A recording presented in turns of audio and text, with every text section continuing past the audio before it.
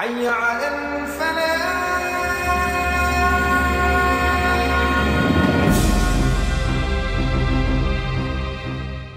Yang saya tanyakan soal esensi dan apa sebetulnya tuntutan dari aksi penolakan Omnibus Law, Undang-Undang Omnibus Law Cipta Kerja.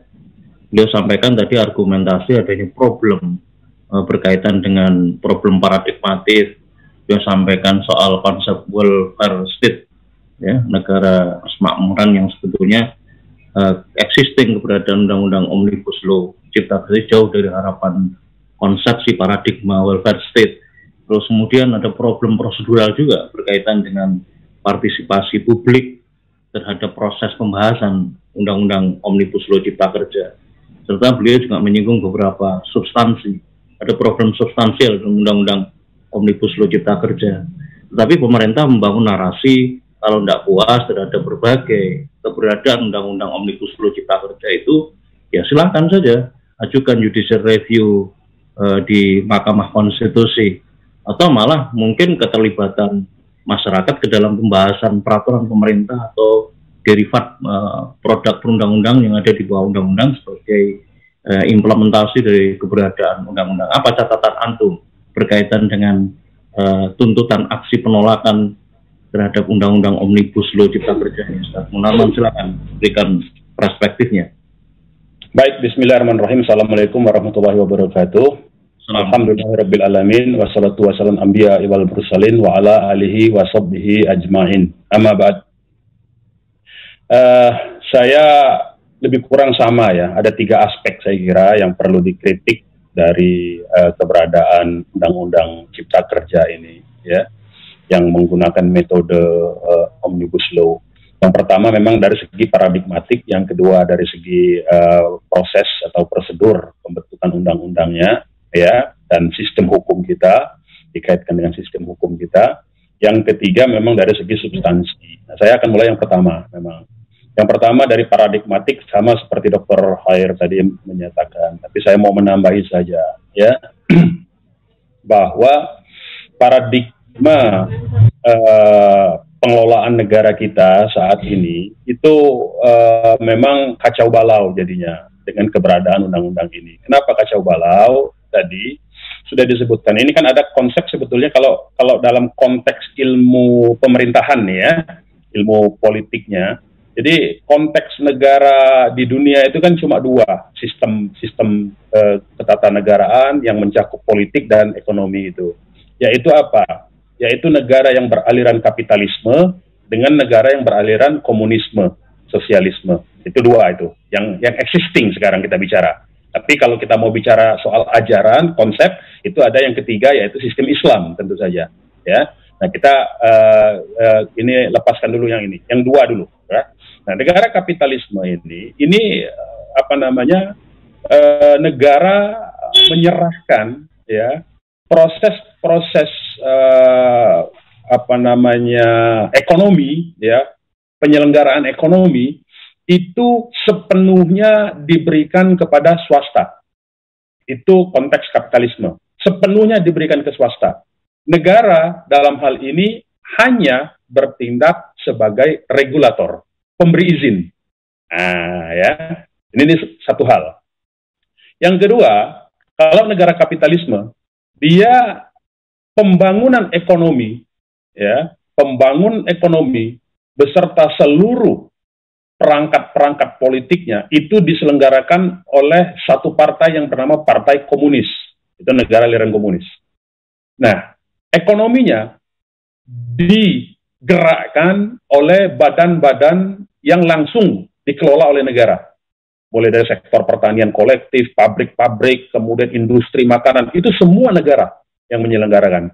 Nah, para ilmuwan sosial menyatakan bahwa komunisme ini adalah bentuk lain dari yang disebut dengan, kalau tadi adalah private kapitalisme, itu adalah negara kapitalisme, private kapitalisme. Kalau komunisme ini adalah state kapitalisme. State kapitalisme. Jadi semua dua-duanya ini adalah menumpukan kepada tumpuannya itu adalah pembangunan ekonomi sebagai poros utama bergeraknya sebuah masyarakat dan sebuah negara. Itu dulu persamaannya. Cuma yang satu pelakunya mutlak ekonomi itu ada di swasta, negara hanya regulator pemberi izin. Yang satunya, yang state capitalism atau komunisme, itu adalah negara komunis. Ya, semua pelakunya termasuk pengaturannya, penggeraan masyarakatnya, penciptaan lapangan kerjanya, semua dilakukan oleh negara.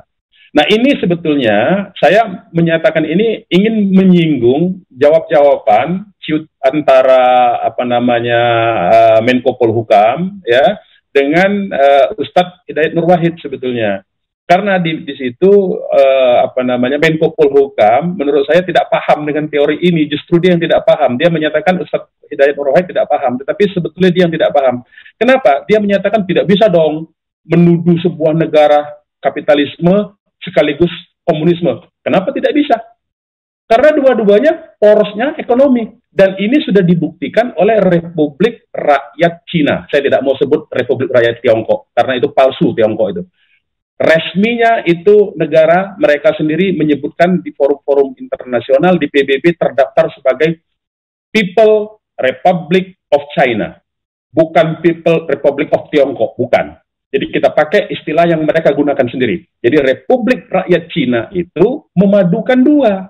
Ya, ini yang dikonsep oleh Mao Zedong dan sekarang dilanjutkan oleh Xi Jinping. Yaitu apa?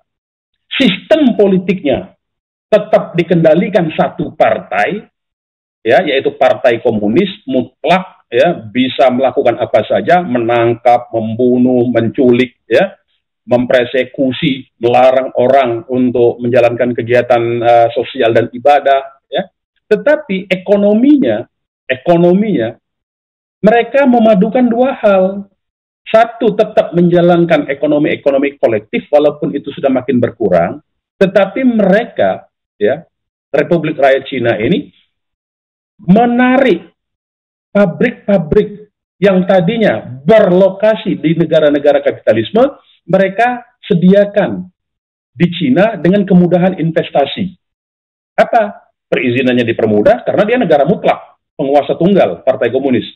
Dan kalau misalnya membutuhkan lahan, dia tinggal tunjuk lahan itu di mana, ya, sehingga investasi masuk ke situ. Dan kemudian setelah dia membesar, ya, kue ekonomi itu membesar, tetapi kemudian mereka menggunakan modal itu untuk kepentingan geopolitik mereka sendiri, RRC sendiri. Mereka sedot teknologi yang didatangkan oleh perusahaan-perusahaan asing itu, mulai dari industri makanan, teknologi, otomotif, semua yang mereka tadinya sediakan, mereka curi teknologinya. Setelah mereka ambil teknologi itu, kemudian mereka serap itu, uang yang masuk ke mereka karena ada perputaran itu mereka tumpuk, dan kemudian mereka menjalankan itu, ya, menjalankan ekonomi itu dengan BUMN-nya, dan kemudian melakukan ekspansi, membuat obor. Artinya, yang saya mau katakan, perusahaan-perusahaan Cina, Republik Rakyat Cina, yang datang ke Indonesia, itu sepenuhnya adalah representasi dari Partai Komunis Cina dan Republik Rakyat Cina itu sendiri. Jadi mereka menjalankan ekonomi secara mekanisme pasar, ekonominya, ya, dalam pengertian pasar itu pasar yang disiapkan, karena memang sesungguhnya pasar murni itu tidak ada. Semua pasar itu sebetulnya disiapkan, di-create, ya, dibentuk, di-engineering, ya. Tidak ada pasar yang berlaku sendiri, kecuali pasar kaki lima pinggir jalan itu, ya. Tetapi pasar yang disebut pasar dalam pengertian kita, pembicaraan konteks kita, itu adalah pasar yang di-create. Bahkan di negara kapitalisme pun, sebagaimana Amerika, Eropa Barat, itu negaranya menjadi kaki tangan dari perusahaan-perusahaan swasta. Saya barusan nonton semalam itu di National Geographic, bukan National Geographic, salah satu saluran TV, ya, ada judul film Fahrenheit, kalau dulu 911, kalau sekarang dibalik sama dia, judulnya tetap Fahrenheit, tetapi 11/9 sekarang. Ini dibuat oleh Michael Moore. Bagaimana dia memfilmkan film dokumenter, ini bukan sebuah film, ini film dokumenter, artinya peristiwa asli, bagaimana seorang Obama, gubernur-gubernur di negara-negara di Amerika Serikat itu menjadi kepanjangan tangan perusahaan-perusahaan besar di Amerika.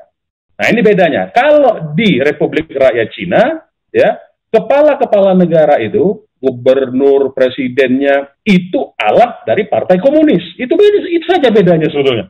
Ya, ini yang saya mau katakan. Jadi kalau dituduh atau kita mempersepsikan sebuah negara yang menganut kapitalisme sekaligus komunisme, memang ada kenyataannya. Itulah realitas fakta kita hari ini.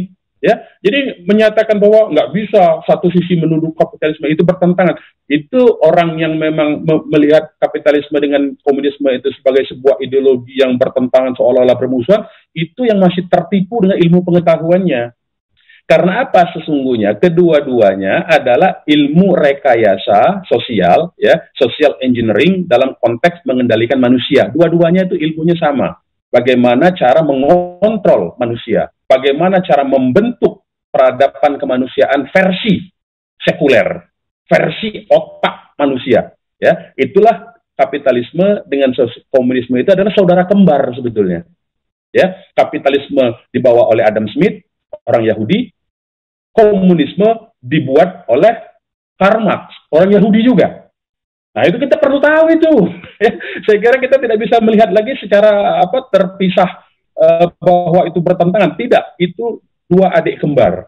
Sama-sama diciptakan dalam rangka dua-duanya ini, ya, orang sama-sama Yahudi, elit Yahudi ini, sama-sama supaya menghalangi manusia dari jalan Allah sebetulnya. Itu satu paradigma. Nah, dalam konteks ini yang saya mau katakan, ya, bahwa ya, konteks negara dalam konteks yang tadi, ya, maka kapitalisme menjadi regulator saja, kemudian menarik pajaknya baru dibagi ke rakyat, kemudian komunisme menggerakkan sendiri ekonomi, kemudian pada akhirnya juga melakukan penindasan terhadap partai komunis itu kan sebetulnya partai pekerja, tetapi justru pekerjanya bisa dia atur semau-maunya dia, artinya ditindas juga sebetulnya, ya. Nah, jadi dua-duanya sama persis sebetulnya, ya. Sama-sama juga basis ekonominya riba.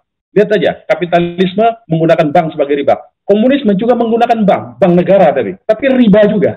Tidak ada beda. Tidak ada beda. Yang berbeda itu hanya siapa yang melakukan saja. Kalau ini sepenuhnya negara di komunisme, kalau yang ini sepenuhnya swasta, ya. Nah, jadi itu saja. Jadi dalam konteks ini yang saya mau katakan, ya, Undang-Undang Cilaka, dulu namanya Undang-Undang Cipta Lapangan Kerja, tetapi kemudian karena masyarakat sipil yang mengkritik ini berhasil mempersepsikan bahwa ini Undang-Undang Cilaka, maka si pembuat undang-undang mengganti, tidak lagi pakai lapangan, langsung cipta kerja. Karena dia kalau disebut Undang-Undang Cilaka kan dia kalah tuh secara opini. Nah, ini permainan-permainan begini ini mesti kita amati, ya.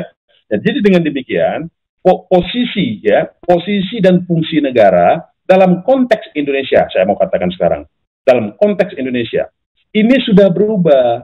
Nah, Indonesia sebetulnya di awal pendiriannya, debat dari Bapak Bangsa, dari pendahulu-pendahulu kita itu mengajukan di luar dua ini sebetulnya, tidak kapitalisme, tidak komunisme. Supomo mengajukan negara integralistik namanya. Itulah yang kemudian dibangun sistemnya, ketatanegaraan melalui konstitusi 1945 itu, yang kemudian disahkan kembali diberlakukan kembali melalui dekret Presiden 5 Juli 59. Ya. Nah, inilah kemudian yang tidak berjalan negara integralistik ini, versi Supomo tentu saja, di mana negara itu sebagian membagi, ada yang memang sektor-sektor ekonomi yang mesti dijalankan oleh negara, ya, karena memang kalau diserahkan sepenuhnya ke swasta sebagaimana kapitalisme, itu akan rusak sebagaimana yang sudah kita alami sekarang. Tetapi sepenuhnya dijalankan oleh negara juga ternyata semua sektor ya, itu juga tidak bisa jalan karena Indonesia ternyata tidak punya kemampuan dalam sektor retail. Sebetulnya Indonesia itu sudah membuat terlihat dari 169 BUMN, mulai dari BUMN industri dasar, industri kimia, petrokimia, meteorologi, sampai ada BUMN kita itu adalah BUMN tentang perdagangan. Ada namanya PT Perdagangan Indonesia. Ya, dulu ada PT Berdikari. Itu retail sebetulnya. Tetapi tidak jalan. Begitu juga koperasi, tidak jalan. Karena apa? Karena desain pembangunannya lagi-lagi negara tidak mau bekerja keras aparaturnya, tetapi sepenuhnya menjual konsesi kepada pihak swasta. Akhirnya pihak swasta lah yang mendapat manfaat itu. Nah, dalam konteks ini saya kira ya Indonesia tuh makin lama pengelolaan ketatanegaranya pelan-pelan itu makin menuju ke satu negara dua sistem menurut saya. Politiknya makin represif, makin otoritarianisme, ekonominya makin diserahkan kepada kroni-kroni si penguasa. Nah, kalau ini sebetulnya ini perpaduan paling gawat dari sebuah perilaku ekonomi ya, di mana negara itu akan menjadi alat pukul, instrumen, aparatus represif bagi kekuatan-kekuatan modal. Ini yang berbahaya menurut saya. Jadi tidak lebih daripada VOC sebetulnya. VOC kan dia punya tentara sendiri dulu itu. Ya, company itu kan VOC itu dulu. Dulu mulainya dagang dia datang ke sini. Nah, Republik Rakyat Cina juga mengirimkan bukan pasukan tempurnya, tapi yang dikirimkan dulu adalah perusahaan-perusahaannya berinvestasi di sini, bekerja sama dengan beberapa elit, segelintir elit. Ya, perusahaan-perusahaan tambang, perusahaan macam-macam di Indonesia ini sebagai skema dari obor. Nah, ini paradigma ini sebetulnya yang mesti kita kritik habis-habisan, di mana negara sudah menjadi instrumen atau alat bagi segelintir orang, bukan lagi menjadi pembela kelompok yang lemah. Nah, ini dulu kita kalau lihat kita contoh Islam sekarang ya, dari segi paradigmatik ya, maka kita harus ambil yang Islam tentu saja. Dari segi paradigmatik negara, begitu Sayyidina Abu Bakar dilantik sebagai khalifah, maka dia menyatakan, di hadapanku tidak yang kuat akan aku ambil hak-haknya yang mereka miliki secara zolim. Tidak ada yang kuat di hadapan mataku. Begitu juga tidak ada yang lemah, karena aku akan lindungi dia. Dalam rangka mengambil hak-haknya yang dirampas oleh orang-orang yang kuat. Artinya di sini fungsi negara itu mesti menyeimbangkan. Ya, menyeimbangkan di mana yang sudah kuat, pemodal-pemodal yang sudah posisinya kuat, ya, secara paradigmatik artinya kita bicara relasi, ya, relasi kuasa, relasi sosial, relasi struktur sosial, ya. Jadi hukum itu tidak bisa cuma lihat pasal. Hukum itu harus melihat relasi, ada ilmu sosialnya, ada ilmu politiknya, ada ilmu ideologinya. Nah, kita lihat negara itu sebetulnya fungsinya menetralkan, menyeimbangkan relasi kelompok yang sudah sangat kuat, yang berpotensi mengendalikan negara, ya, dalam hubungannya dengan kelompok-kelompok yang lemah. Ini kalau hubungannya terus difasilitasi oleh negara ketidakseimbangan seperti ini, ya, maka tentu saja yang kuat ini akan makin menghisap ini. Lama-lama dia menghisap. Ini lama-lama jadi budak yang satu ini. Karena dihisap terus dengan difasilitasi oleh undang-undang. Jadi fungsi undang-undang itu seharusnya mencegah ini tidak semakin kuat, tetapi membantu yang ini semakin naik. Sehingga ekonomi itu menjadi imbang, lebih imbang. Karena begini, di pikiran para penyelenggara negara ini, ya, mereka lebih berpikirnya itu membesarkan hanya segelintir kelompok untuk sangat besar, ya, dan kemudian menarik pajak dari sini, kemudian negara itu dihidupi oleh pajak dari ini. Makanya mereka tidak merasa berhutang kepada rakyat karena mereka melihat sumber pajak penghidupan mereka itu dari perusahaan-perusahaan besar. Ini problemnya sebetulnya. Tetapi ini dengan konstruksi, ya, konstruksi sosial ekonomi seperti ini, mengandalkan satu kelompok yang besar, ini begitu ambruk, selesai itu negara. Begitu perusahaan itu ambruk, begitu pengusaha-pengusaha besar ambruk. Ambruknya sebetulnya mereka bukan karena ambruk, mereka ambruk dalam pengertian memindahkan modalnya, maka ambruk itu negara. Negaranya yang ambruk. Mereka nggak pernah ambruk, karena mereka tinggal memindahkan modal besar mereka dari Indonesia ke negara lain yang masih membutuhkan. Itu kan modal begitu, sifat pemilik modal. Dia akan mencari tempat yang paling menguntungkan, negara-negara baru. Ya, itu juga bagian dari geostrategi politik. Mengapa negara-negara baru itu diperlukan untuk tempat mereka berinvestasi baru sebetulnya, yang masih gampang dibodoh-bodohi penyelenggara negara baru itu, karena masih membutuhkan ekonomi kan. Nah, jadi dengan demikian saya melihat ya pikiran para penyelenggara kita sekarang lebih mengandalkan itu. Nah, padahal negara yang baik itu di mana lapisan menengahnya yang banyak. Jadi kalau kita gambar kurva, gambar katakanlah ya semacam katakanlah piramid begitu, piramidnya tidak segitiga. Kita itu piramidnya mestinya yang di atas kecil, di tengahnya gede, ya, dan dia menjadi kayak jajaran genjang begitu.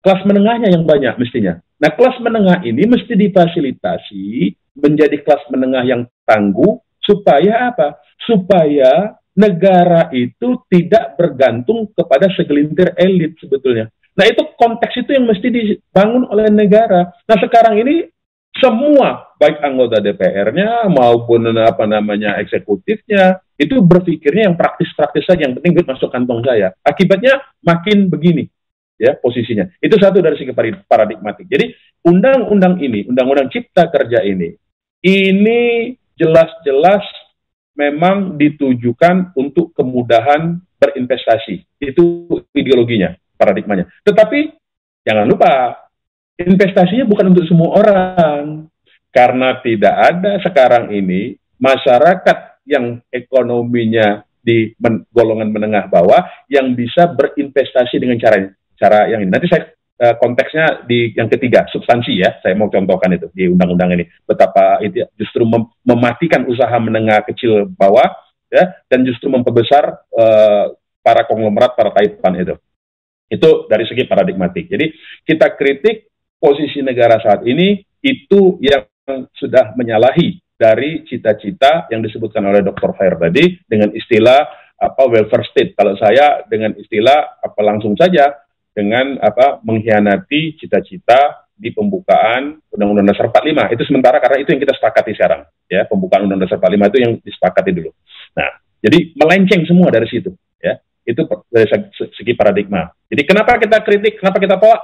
Karena kita melihat negara ini sudah berubah fungsinya. Bukan lagi melindungi segenap tumpah darah, tapi hanya melindungi segelintir pengusaha-pengusaha.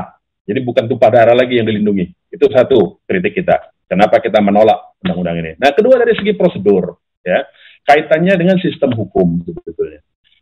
Di dunia ini memang cara perbaikan undang-undang itu ada yang satu persatu, ya, one by one. Tiap undang-undang direvisi, Nah, ada yang menggunakan metode omnibus law. Ini sebetulnya metode baru, ya. Ini metode baru, omnibus law ini. Jadi semua ada banyak persoalan undang-undang di undang-undang lain dipretelin. Nah, itu masalahnya, prosedurnya itu. Prosedurnya itu adalah mereka mempreteli 70-an lebih. Ada yang ngomong 74, ada yang ngomong 76, ada yang ngomong 79. Ya. Undang-undang lain yang bukan diubah secara keseluruhan, tetapi dipreteli pasal-pasalnya. Ya. Sehingga dari segi teknis itu bukan mempermudah, itu akan mempersulit birokrat yang akan melaksanakan ini undang-undang. Kenapa? Saya mau katakan dari prosedur ini. Prosedurnya itu, setiap membuka ini undang-undang, saya sudah print lah sebagian-sebagian ya, ini ya, undang-undangnya ini. Nah, setiap melihat undang-undang ini yang pasal yang diubah, maka harus membuka kitab undang-undang lain yang diubah itu seperti apa. Apa itu praktis? Malah tidak praktis menurut saya. Kalau itu yang dianggap kemudahan, ya. Kemudian apakah kemudian di dalam undang-undang ini cipta kerja ini kemudian memandatkan ada 500 peraturan pemerintah. Katanya mau menyederhanakan aturan, kok malah bikin aturan pemerintah lagi. Nah, itu kan aspek lain. Nah, yang saya mau katakan dalam konteks sistem hukum, ya, sistem hukum yang kalau mau mengubah secara keseluruhan paripurna, ya, tidak membingungkan. Saya sudah tulis ini artikel sejak bulan Februari, ya, tanggal 23 Februari itu dimuat di Republika Online kalau saya tidak salah, ya. Itu saya sudah tulis, saya sudah kritik. Metode omnibus law itu adalah metode, ya, metode perubahan undang-undang. Metode dengan omnibus law ini memang metodologi yang di luar atau ini di luar kebiasaan.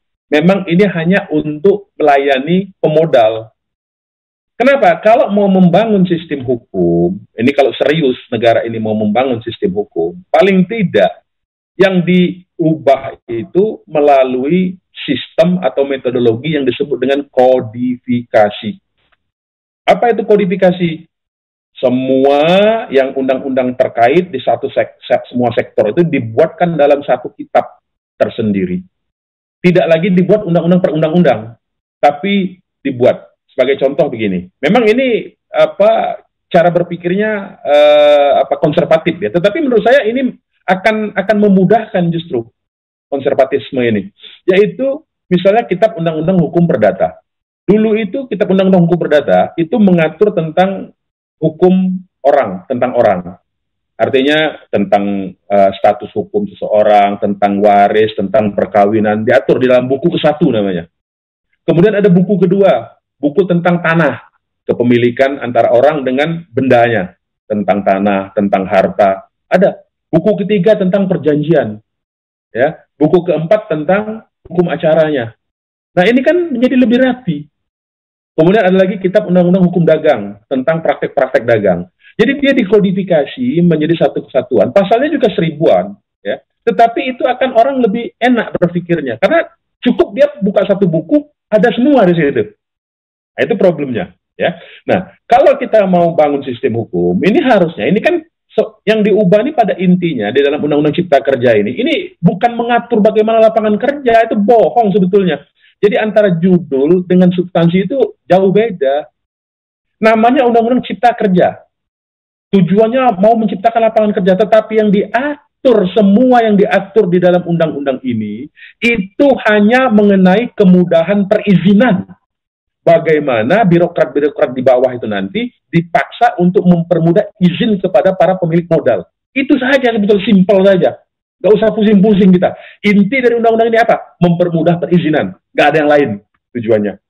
Ya. Nah, jadi dengan kalau urusannya perizinan, sebetulnya itu masuk dari kategori administrasi pemerintahan. Dibuat saja undang-undang administrasi pemerintahan, ada 2 buku. Satu tentang bagaimana mekanisme administrasi pemerintahan internal, yang kedua tentang sistem perizinan. Dijadikan satu buku. Lebih apa namanya, kepala orang akan lebih memudahkan daripada sekarang. Misalnya birokrat, ya, dia akan memberikan izin tentang kawasan perumahan.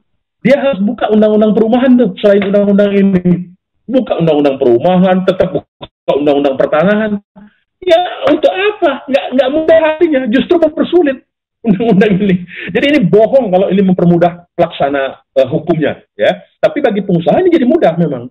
Nah, itu yang saya lihat dari segi metodologi, prosedur, ya. Jadi sangat keliru. Belum lagi prosedur-prosedur yang tidak dipenuhi, misalnya partisipasi publik, transparansi, itu sama sekali diabaikan, ya. Bahkan anggota dewan sendiri tidak mendapatkan dokumennya pada saat pengesahan. Nah, ini kan kekacauan luar biasa. Jadi itu sudah 2 alasan, ya. Nah, yang ketiga saya mau katakan, ya, bukti bahwa substansi-substansi itu, kekacauan substansi, esensinya, ya, disebutkan seolah-olah klaster pendidikan sudah dicabut, tetapi yang dicabut itu bagian-bagian pasal yang lain, tetapi pasal yang tetap perizinan pendidikan kebudayaan, ya, di pasal 12 paragraf 12, pasal 65, ya, ini masih ada. Bohong kalau itu ini. Dan katanya ini hanya untuk berlaku di kawasan ekonomi khusus. Oh tidak, karena ini tidak menyebutkan. Paragraf ini hanya menyebutkan pendidikan dan kebudayaan. Jadi masih ada. Apa itu?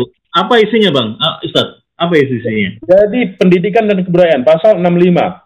Ya, ayat 1. Pelaksanaan perizinan pada sektor pendidikan dapat dilakukan melalui perizinan berusaha, sebagaimana dimaksud dalam undang-undang ini. Ketentuan lebih lanjut pelaksanaan perizinan pada sektor pendidikan sebagaimana dimaksud ayat 1 diatur dengan peraturan pemerintah. Lagi-lagi aturan pemerintah. Padahal ini sudah diatur dalam Undang-Undang Sistem Pendidikan Nasional. Untuk apa itu Jadi kacau ini memang kacau sebetulnya. Yang katanya sudah dihapus masih ada tersisa. Saya sudah cek, katanya ini untuk berlaku hanya untuk kawasan ekonomi khusus. Oh tidak, di kawasan ekonomi khusus itu lain lagi, beda lagi itu. Jadi di sini secara ini norma umumnya ini berlaku kepada semua pendidikan, bukan cuma kepada sektor ekonomi khusus. Ya. Nah, ini menurut saya yang celaka. Yang kedua, substansinya yang saya mau katakan di soal pertanahan misalnya, ya. Ini di pertanahan, kalau kita baca, ya, kalau ada satu perusahaan developer, ya, ini saya cek tadi, ya, ada satu perusahaan developer membutuhkan tanah, kemudian negosiasi dengan pemilik tanah yang itu adalah hak garap, tidak bisa tuntas, artinya nggak selesai, negosiasinya nggak cocok, harganya nggak cocok, katakan begitu. Maka kemudian tiba-tiba negara masuk dengan bisa merampas itu dengan ketentuan ini. Jadi diambil alih oleh negara. Jadi yang swasta, ketika swasta mentok berhadapan dengan pemilik garap, kemudian pemilik swasta tidak bisa, ini developer nih, bukan yang perusahaan besar, perusahaan kecil aja, developer kecil. Kemudian dia tidak bisa negosiasi dengan pemilik tanah, maka menurut undang-undang ini akan diatur, akan dilaksanakan, pemerintah bisa mengambil alih negosiasi itu. Nah, kalau hak garap di dalam sistem pemerintah, dia nggak punya hak garap itu. Bisa digusur sewaktu-waktu. Nah, ini yang katanya tidak kejam. Kemudian di sini juga ada bank tanah, ya, di bank tanah, di pasal 125. Ada bank tanah. Bank tanah ini negara apa bank tanah? Nggak boleh tanah itu disimpan jadi simpanan.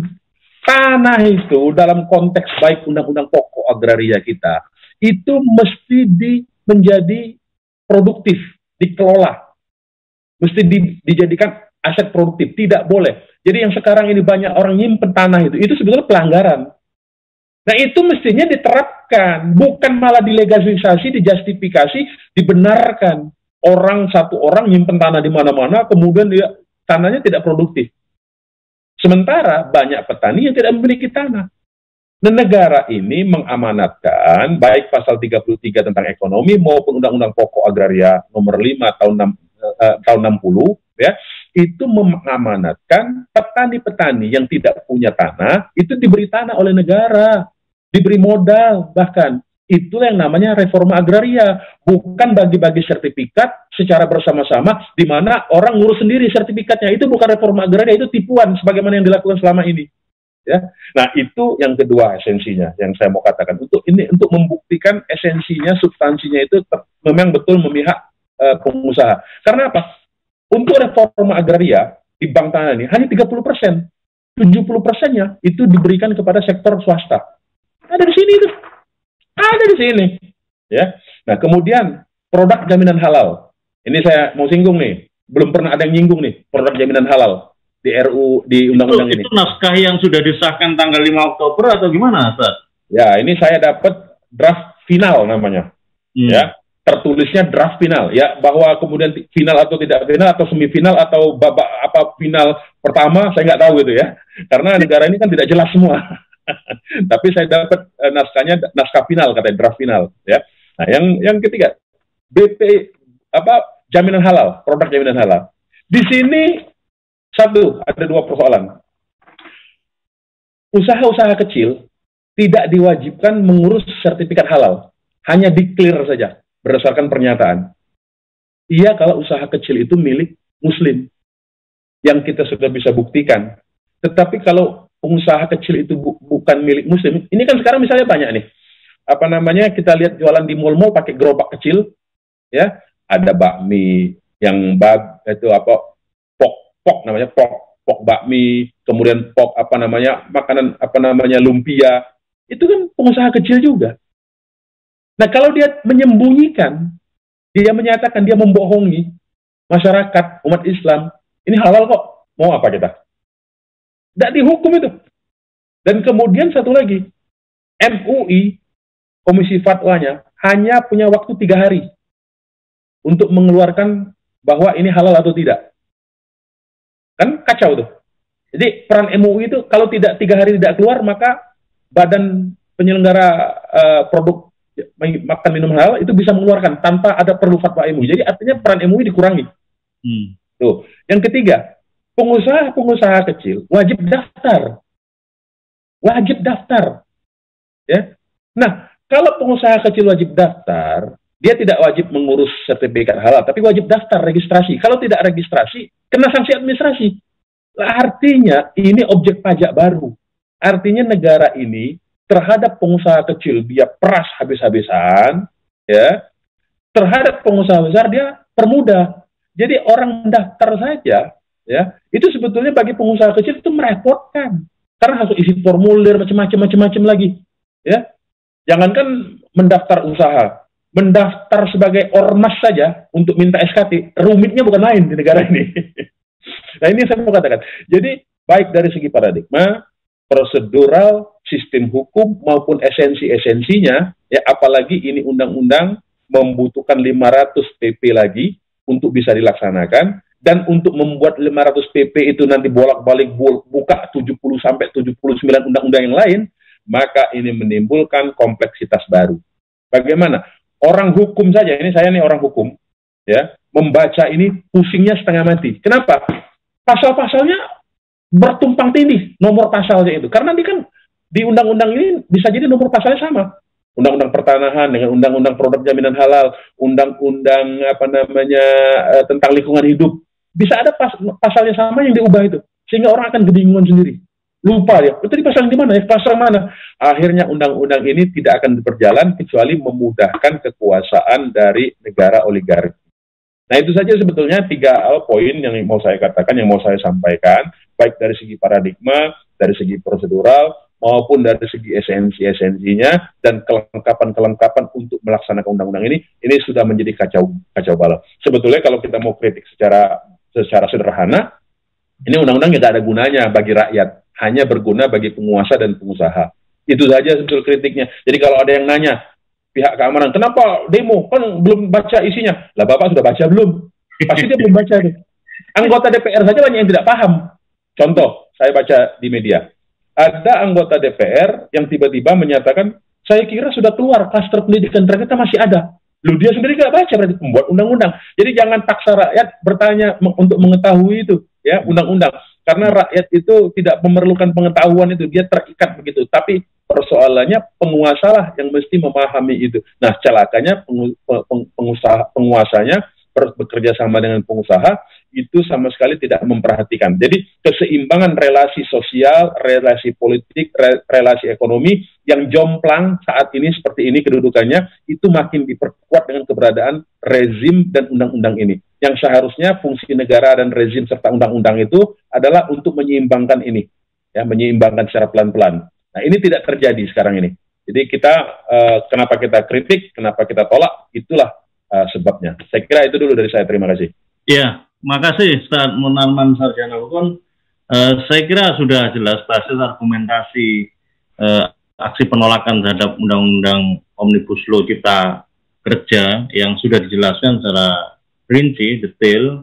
Haji Munarman Sarjana Hukum beliau menyampaikan, saya kira kajian-kajian yang mendalam, bukan hanya sekedar sebagai ekspresi dari penolakan yang tanpa kajian mendalam. Saya kira ini adalah satu penolakan yang di atas dasar basis argumentasi berdasarkan atas kajian-kajian. Melihat berbagai narasi yang dikembangkan oleh pemerintah, dalam hal ini pemerintahan Jokowi, itu kan semuanya kalau mau ada problem seperti ini kan silahkan saja ajuin judicial review di Mahkamah Konstitusi.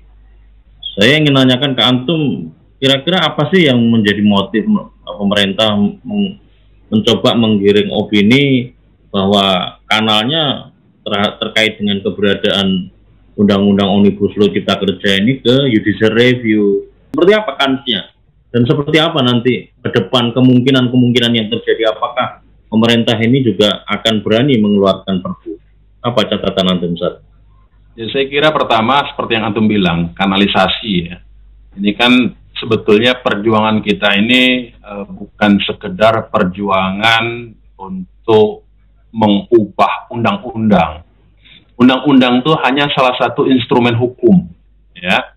Dia adalah salah satu instrumen. Kalau kita memperjuangkan keadilan, itu posisinya lebih besar daripada membatalkan undang-undang. Itu satu hal.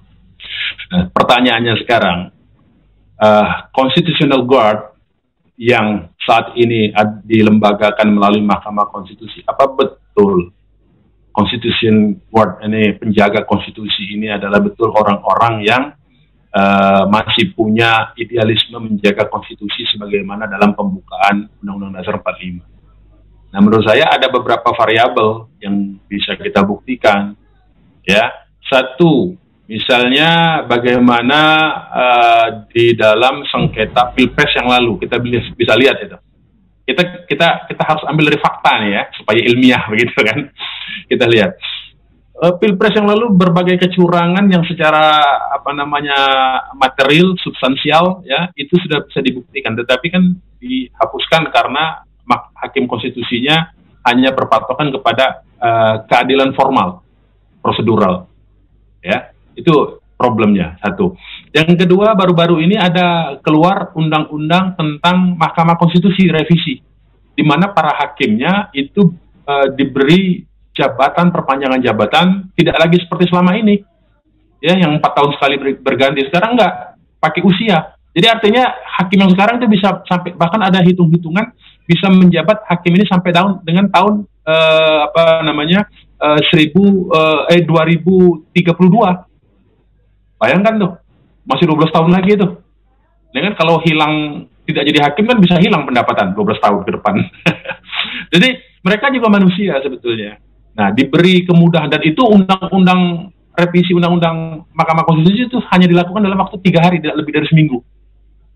Jadi kita lihat juga variabel non hukumnya. Jadi ada variabel-variabel yang bersifat politik, ya, di mana Mahkamah Konstitusi saat ini diisi hakim-hakimnya oleh sebagian besar hakim-hakim yang tidak berorientasi kepada nilai dan norma, ya, pada value, pada cita-cita kemerdekaan, tetapi hanya semata-mata pada prosedur semata. Sehingga menurut saya justru narasi-narasi yang mengarahkan, menggiring tadi seperti antum bilang, dibilang oleh Cak Slamet, dikanalisasi, itu memang untuk memadamkan spirit perjuangan untuk mencapai keadilan. Jadi nanti justru Mahkamah Konstitusi itu menjadi legitimator, menjadi justifikator dari berbagai ketimpangan yang ada, yang sudah ada. Jadi begitu masuk, begitu disahkan, selesai, dan ada lagi kan sudah diputus katanya sama Mahkamah Konstitusi, udah nggak bisa lagi. Nah itu yang disebut dengan keadilan prosedural. Gitu. Jadi saya kira memang arahnya kepada Mahkamah Konstitusi tidak lebih dan tidak bukan supaya ini memadamkan semangat untuk memperbaiki negara ini. Menurut saya ini memang sudah parah ya di seluruh sektor sudah gitu ini. Jadi saya tidak berharap banyak kepada lembaga Mahkamah Konstitusi, walaupun hari ini kita masih bisa melihat hakim-hakim yang memang melihat aspek keadilan dalam sidang PT-UN ya, pembatalan keputusan asimilasi dari Habib Bahar, dan ternyata dimenangkan ya permohonan itu. Nah itu mungkin 1:1000 lah ya, yang begitu, ada hakim-hakim yang berani begitu. Nah saya kira juga hakim di Medan baru-baru ini kita bisa lihat ya, ada hakim yang memproses laporan dari seorang pejabat, ada orang nagih hutang kepada dia, kemudian orang itu yang nagih hutang malah dipidana karena dianggap mencemarkan nama baik dengan undang-undang ITE, tetapi hakim membebaskan karena itu hak dia untuk menagih hutang. Jadi masih ada, saya tidak menyatakan, bukan menyatakan kepada pengadilan atau lembaganya, masih ada hakim-hakim kita ya yang di level di bawah itu betul-betul keadilannya keadilan substansial ya. Dan tetapi saya tidak yakin begitu dia pada level-level yang lebih tinggi ya, seperti Mahkamah Konstitusi misalnya. Nah, tetapi terus terang saja saya tidak berharap banyak kepada lembaga Mahkamah Konstitusi yang ada sekarang ini, karena saya lihat putusan-putusannya justru itu tadi menjadi legitimator dan justifikator dari kesewenang-wenangan yang dilakukan oleh penguasa, baik itu oleh DPR maupun sudah banyak beberapa kali undang-undang kita gugat, kita ajukan permohonan untuk dibatalkan ya.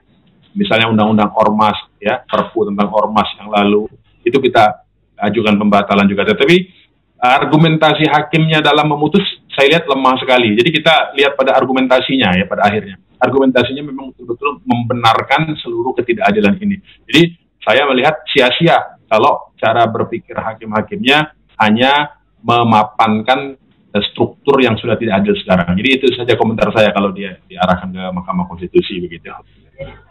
Kemungkinan Perpu gimana, Ustaz? Kemungkinan Perpu akan diambil. Ya, kalau Perpu itu kan sangat bergantung dari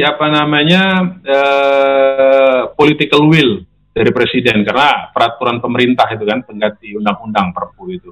Nah, saya mau ambil contoh misalnya dulu pernah zaman pemerintah SBY di akhir-akhir masa pemerintahannya, ya sudah menjelang bulan September tahun 2014 itu kan DPR mengesahkan undang-undang pilkada yang pilkadanya itu dipilih oleh DPRD lagi, dikembalikan kepada DPRD. Padahal itu usulan pemerintah juga, ya, usulan Menteri Dalam Negeri pada waktu itu, dan kemudian di DPR disetujui. Tetapi kemudian karena desakan penolakan di mana-mana oleh berbagai elemen masyarakat, akhirnya SBY mengeluarkan Perpu, mengembalikan dipilih langsung. Nah, jadi sebetulnya mekanisme politik, dan itu masih sah diakui, mekanisme politik masyarakat untuk melakukan pressure, ya, kepada pemegang kekuasaan itu justru itu yang bisa dilakukan. Jadi sah-sah saja masyarakat melakukan aksi penolakan dan menuntut penerbitan Perpu. Memang ada. Ini juga dikacaukan oleh orang-orang yang berasal dari kalangan Islam sendiri. Ada seorang profesor doktor, ya, ahli hukum tata negara, mantan pejabat di Mahkamah Konstitusi, dan sekarang jadi anggota DPD, menyatakan ketololan apa lagi mendesak presiden untuk mengeluarkan Perpu. Kan presiden memang berkeinginan. Ya betul, dulu juga SBY berkeinginan, pemerintah SBY berkeinginan pilkada itu dilakukan oleh DPRD, tapi SBY sendiri yang membatalkan karena desakan masyarakatnya begitu kuat. Nah, kalau digiring seolah-olah bodoh tindakan seperti itu, ya saya nggak tahu nih profesor jenis apa maksud dibalik omongan itu terselubung ingin menyatakan, udahlah nggak usah demo-demo, biarin aja tuh, nggak usah lagi diganggu-gugat deh, udah terima aja. Apa mungkin begitu maksudnya itu? Nah, saya juga tidak tahu ya, tetapi ada profesor yang ngomong begitu, menganggap perjuangan politik rakyat untuk memperjuangkan mendesak pemerintah mengeluarkan Perpu itu dianggap kebodohan baru katanya. Nah, ini kan penghinaan-penghinaan yang di kalangan elit ini memang sudah luar biasa menurut saya. Tidak ada empati, ya, tidak ada empati dari para elit ini. Dia sudah kehilangan nuraninya semua. Cara melihat berpikirnya itu memang betul-betul sudah kepada kebutuhan hidup perutnya masing-masing saja. Jadi tidak ada aspek keadilan sosial, itu sudah nggak ada. Padahal profesor loh, dan itu intelektual Muslim dikenalnya itu. Jadi saya nggak ngerti gitu seperti apa. Nah, inilah kondisi di akhir zaman kita saat ini. Jadi makin banyak orang-orang yang lupa dengan misi hidupnya untuk memperjuangkan keadilan, sebanyak yang lupa, saya kira. Jadi begitu menurut saya. Ya, saya berikutnya ke Ustadz Haji Munarman, Sarjana Hukum. Assalamualaikum, Ustadz Munarman.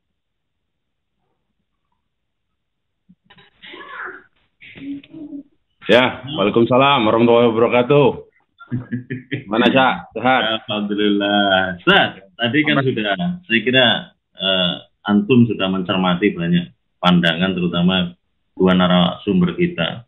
Dan tadi sudah disinggung sebetulnya oleh Bang Iswan Abdullah, ini problemnya bukan hanya problem substansial saja, tapi ini problem berkaitan dengan paradigma, problem juga berkaitan dengan prosedur. Jadi banyak pandangan terkait dengan problem prosedur yang sudah disampaikan di tengah publik dan menjadi opini publik. Bisa ditegaskan ulang, dan seberapa sih kansnya? Jadi alternatif solusi yang diharapkan ke depan, ada judicial review, ada Perpu dan lain sebagainya. Silakan Ustaz Munarman bisa memberikan penegasan perspektifnya. Baik, bismillahirrahmanirrahim. Assalamualaikum warahmatullahi wabarakatuh. Waalaikumsalam warahmatullahi wabarakatuh.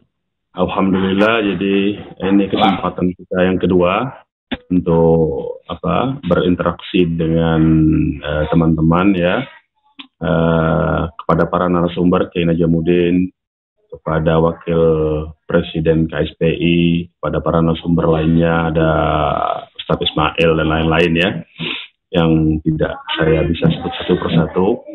Jadi memang problem Undang-Undang Cipta Kerja ini memang bukan sekedar problem pasal-pasal teknis saja, ya. Apa yang dikatakan oleh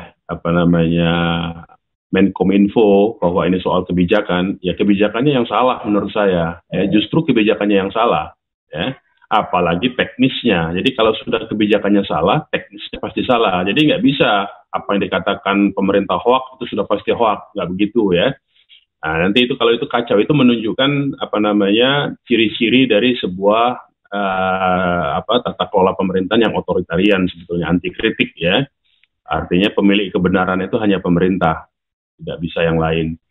Nah ini menurut saya kita ini sudah salah arah dalam mengelola negara. Itu saja sebetulnya intinya. Jadi apa substansi ya sebetulnya? Substansi pokok dari Undang-Undang Cipta Kerja. Substansi pokok dari Undang-Undang Cipta Kerja itu adalah menarik atau memberikan seluruh kewenangan otoritas kepada lembaga eksekutif. Jadi kembali kepada eksekutif heavy, ya, dan kemudian dengan kekuasaan yang full power ini, lembaga eksekutif kemudian bisa melakukan apapun, ya, termasuk dalam hal ini adalah memberikan kemudahan-kemudahan berbisnis, yang tentu saja kemudahan berbisnis ini bukan diberikan kepada semua orang. Tetapi kemudahan berbisnis ini diberikan untuk melayani sebuah atau katakanlah sekelompok korporasi tertentu. Itu problemnya, ya. Dan kemudian pada sisi lain dengan kekuasaannya ini, maka penguasa itu berhak ya melakukan tindakan-tindakan yang bersifat represif terhadap semua pihak yang menolak pemberian kemudahan terhadap oligarki atau korporasi yang selama ini membackup kekuasaan yang sedang berkuasa. Jadi itu inti utama, ya, inti utama. Jadi 3 yang saya mau sebutkan itu ada 3 hal, ya, inti utamanya itu. 1, bahwa ini mengumpulkan atau menarik seluruh kewenangan itu kepada pemerintah pusat, atau memberikan kekuasaan yang besar kepada eksekutif yang sedang ada, ya, sedang berkuasa. Yang kedua, dengan kekuasaannya eksekutif ini, lembaga eksekutif ini mempermudah, ya, mempermudah semua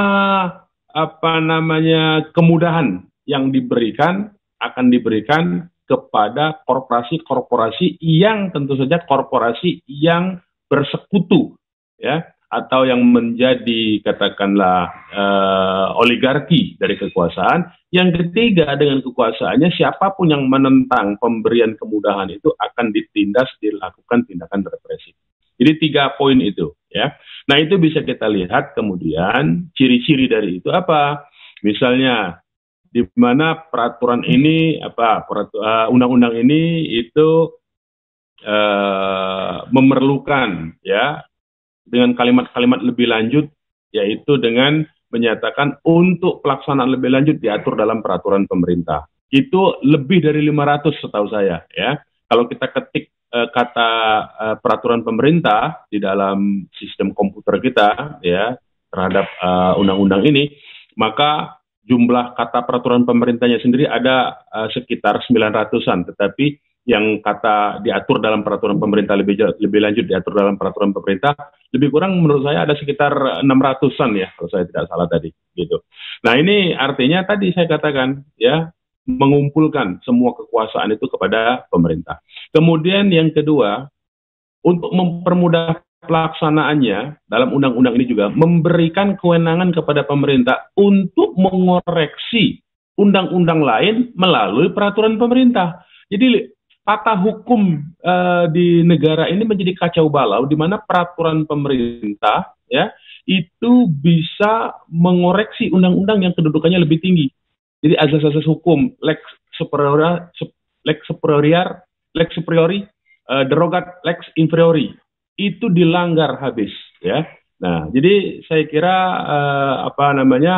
kekacauan sistem hukum ini menjadi berlipat ganda. Nah, kemudian yang paling parah sebetulnya, ya, Indonesia ini kan selama ini karena sejarah penjajahannya, itu Indonesia ini menganut apa yang disebut dengan sistem hukum kontinental, ya, atau civil law, bukan common law atau Anglo-Saxon. Nah, metode dari omnibus law ini biasa dilakukan di negara-negara yang menganut sistem common law atau Anglo-Saxon ya. Tetapi di negara Anglo-Saxon pun atau di negara common law pun, sistem hukum common law, itu tidak semua sektor di bypass dengan satu undang-undang. Jadi dia memang sifatnya sektoral ya.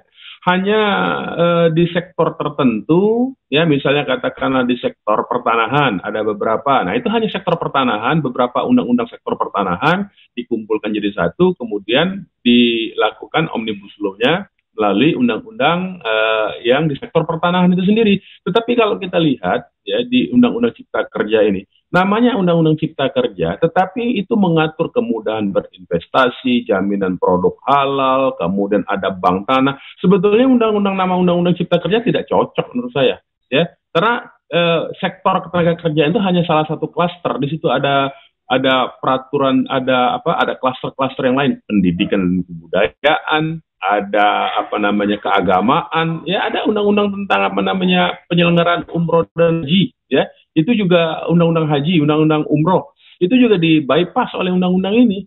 Nah, jadi banyak sekali sebetulnya, ya, yang kalau kita lihat ini menjadi kacau balau dan orientasinya itu semata-mata tadi itu seolah-olah mempermudah, seolah-olah ya bagi semua orang untuk berusaha. Tetapi sesungguhnya kalau kita lihat ya dari perspektif relasi sosial, relasi ekonomi dan relasi politik, ya artinya kita lihat lebih jauh dalam konteks struktur seperti itu, ya secara struktural artinya relasi-relasi itu, maka yang akan diuntungkan dengan adanya undang-undang ini tentulah satu, oligark atau korporat-korporat yang selama ini memang berkelindan dengan kekuasaan, itu yang pertama. Yang kedua, ini tidak lain dan tidak bukan dalam rangka melayani kepentingan rencana geostrategis,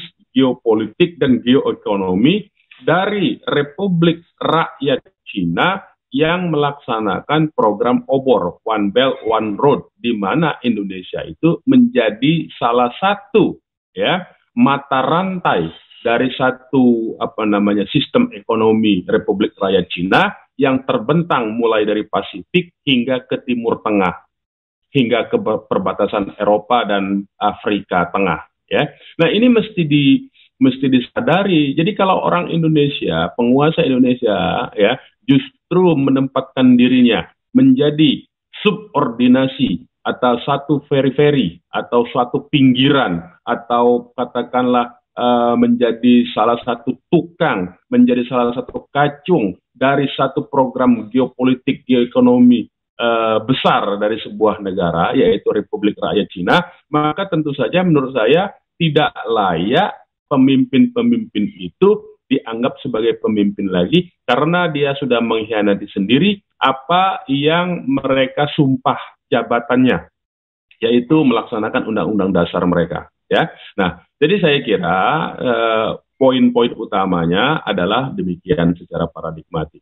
Nah belum lagi kalau kita lihat, kita turunkan secara mekanisme prosedural, ya, yaitu bahwa proses pembuatannya ini ditargetkan dalam waktu 100 hari dan jelas-jelas proses pembuatannya tidak melibatkan partisipasi yang luas terhadap poin-poin krusial. Memang ada undangan-undangan, ada diskusi di hotel ya dengan beberapa elemen kelompok teman-teman serikat pekerja ya.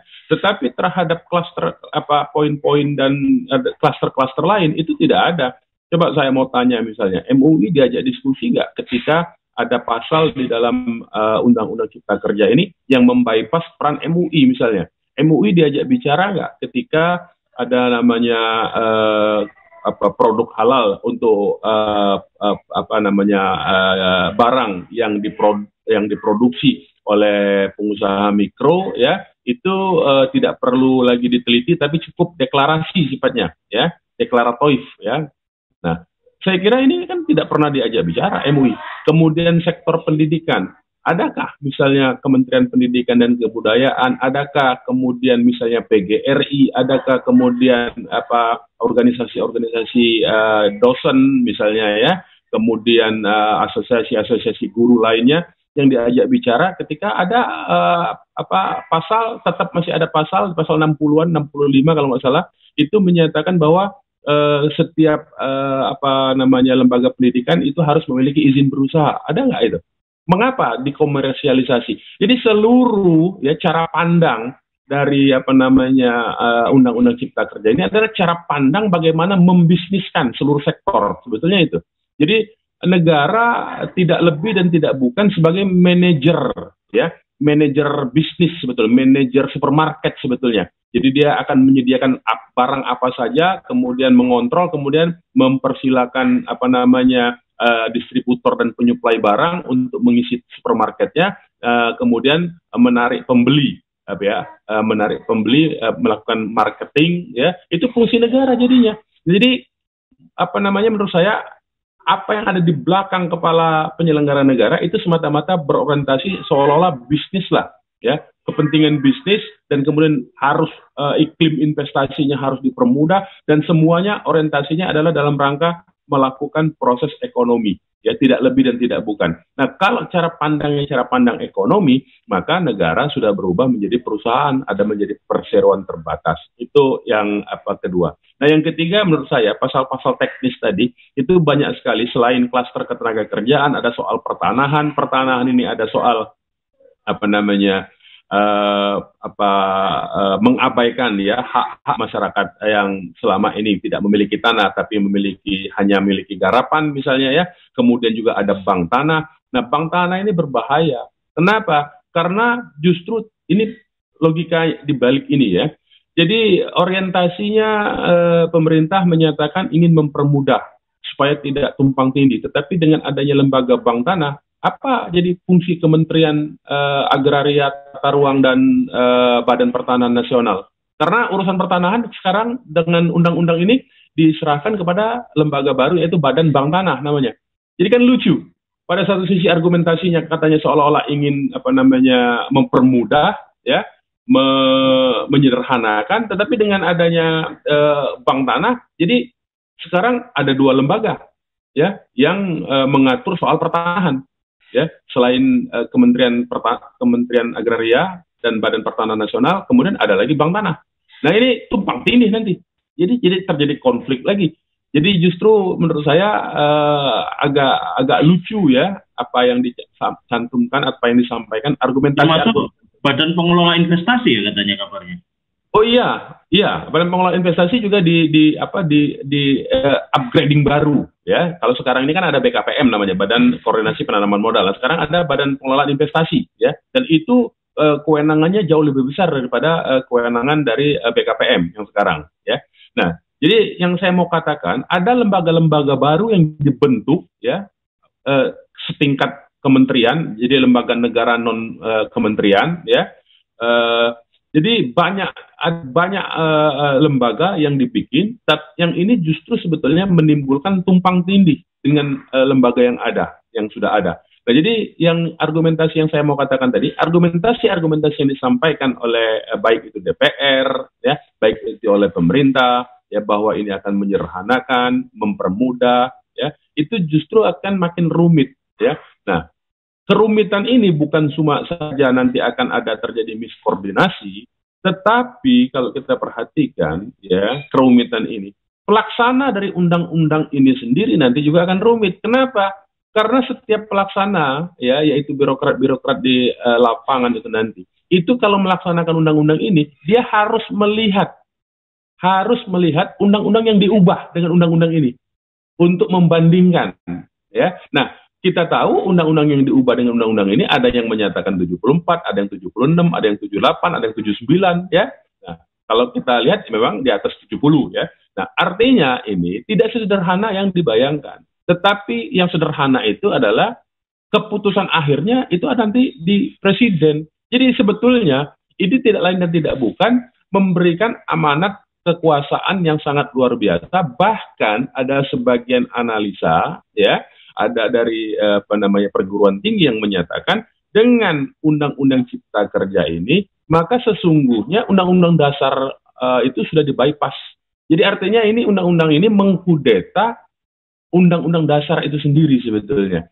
Jadi inilah kekacauan-kekacauan karena apa? Karena orientasi jadi dari penyelenggara saat ini sebetulnya membutuhkan uang untuk melaksanakan pembangunan, tetapi karena besar pasak daripada tiang, ya, kemudian tong kosong nyaring bunyinya, ya, dan cara mengelolanya ini dengan cara menakut-nakuti rakyat, ya, maka akhirnya yang bisa dilakukan adalah menjadi sebuah rezim yang ingin memiliki kekuasaan besar, yang dengan kekuasaan besarnya dia bisa menjual tanah air dalam arti sesungguhnya ini, karena tanahnya di bank tanah itu bisa memberikan kepada siapapun, ya, karena dia dengan posisi bank tanah tadi dia memiliki kekuasaan untuk memberikan hak pengelolaan, kemudian hak di atas hak pengelolaan itu bisa ada hak guna bangunan, ada hak milik kepada siapapun yang memenuhi syarat menurut mereka.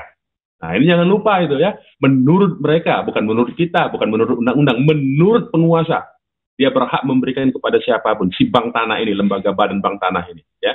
Nah, jadi menjual tanah dan air dalam pengertian sesungguhnya, ya, kepada korporat-korporat yang selama ini memberikan curahan modal kepada mereka dan kepada Republik Rakyat Cina yang memiliki program besar geoekonominya One Belt One Road tadi itu. Jadi saya kira itu dulu yang bisa saya sampaikan secara garis besarnya. Detailnya kita bisa diskusi, kita bisa kupas dari isi substansi dari undang-undang yang ada. Saya kira demikian, Cak. Terima kasih. Terima kasih Ustadz Munarman. Ya. Saya juga terakhir pengen tanya ke Antum soal penyikapan, karena saya tahu FPI, GNPF Ulama bersama Air Center sudah membuat sebuah surat pernyataan sikap terkait dengan Undang-Undang Omnibus Law Cipta Kerja ini. Ya. Apa ujung penyikapan dan terutama terkait dengan aksi-aksi penolakan ini? Seperti apa memahaminya? Silakan, Ustaz.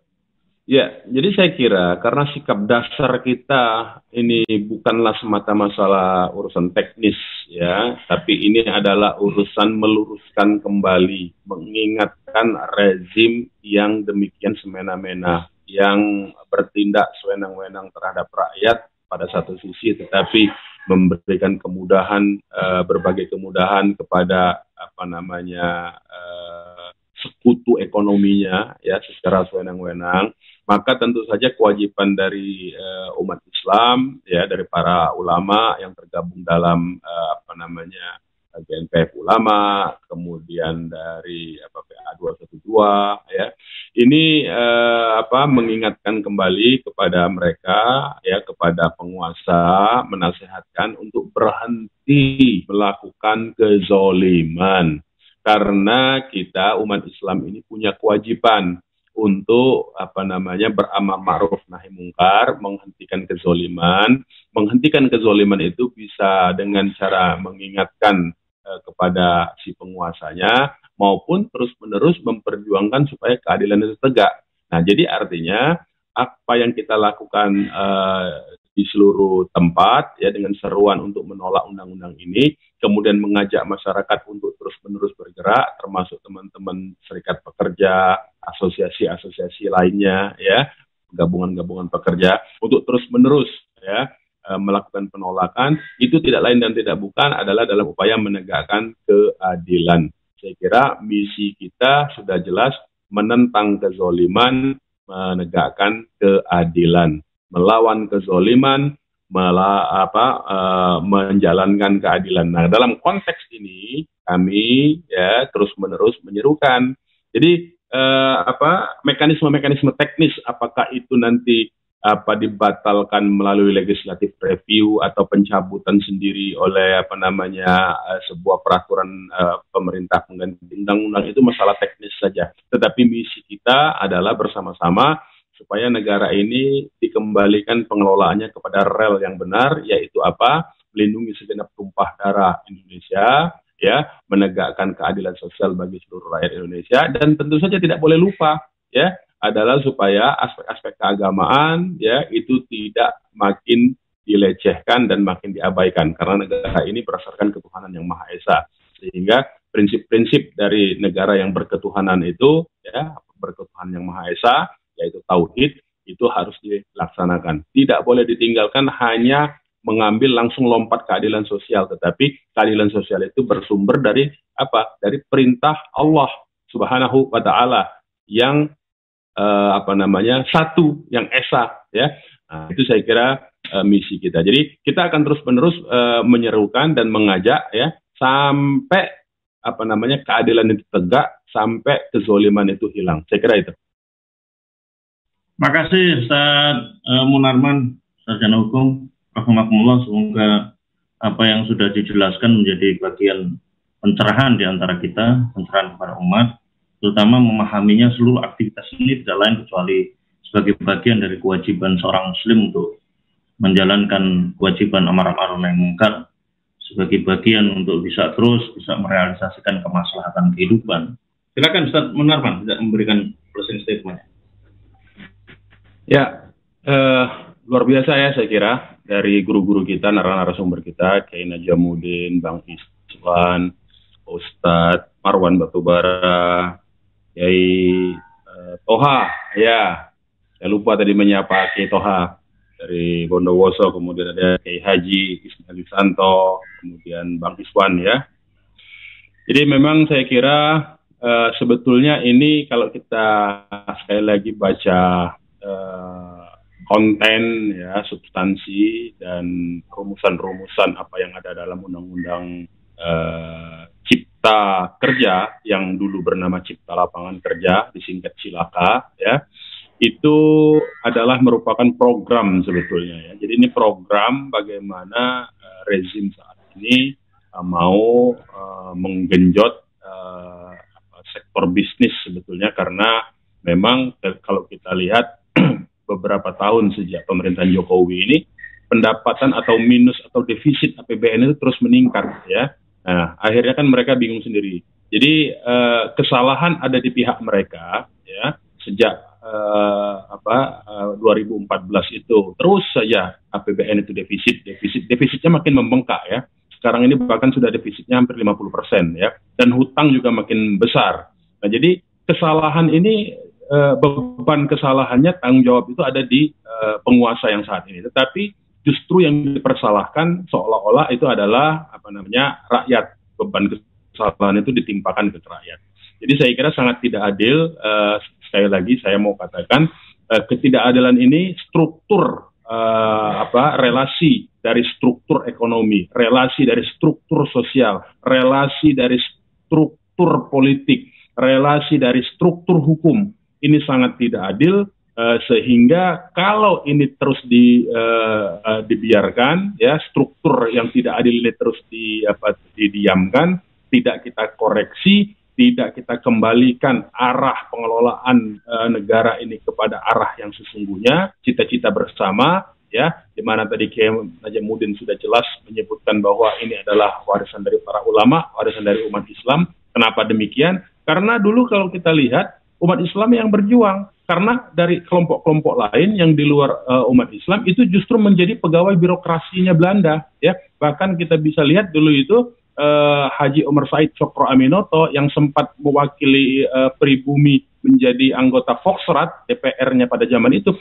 keluar dari DPR karena ternyata apa? Karena Volksrat waktu itu tidak mewakili pribumi, justru untuk memapankan struktur dominasi kaum kulit putih Belanda yang ditopang oleh londo-londo ireng. Nah, sekarang ini juga terjadi, ya, struktur yang tidak adil itu, kelompok minoritas yang kecil, ya, menguasai struktur ekonomi, politik dan hukum, ya, mengendalikan itu semua, itu dibiarkan dan ditopang justru sekarang dikukuhkan justru oleh Volksrat zaman sekarang, yaitu Dewan Perwakilan Rakyat. Kita lihat dia makin mengukuhkan dengan undang-undang ini. Nah, karena itu kewajiban kita bersama untuk membenahi ini dengan segala macam bentuknya, dan saya setuju tadi disebutkan oleh Bang Iswan, umat Islam sudah membuktikan sejak 411, ya, bahkan sebelum 411, sejak 14/10/2016, ya, kemudian 4/11/2016, 2/12/2016, kemudian 2017,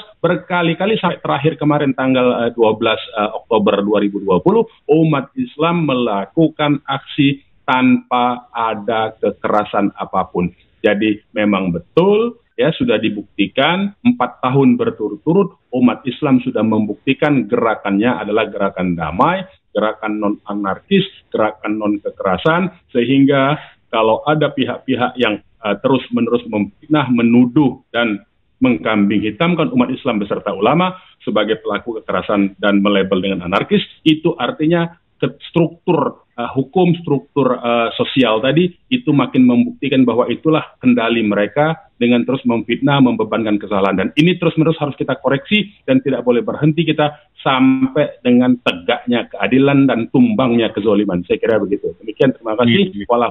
Wassalamualaikum warahmatullahi wabarakatuh. Waalaikumsalam warahmatullahi wabarakatuh. Silakan Bang Marwan.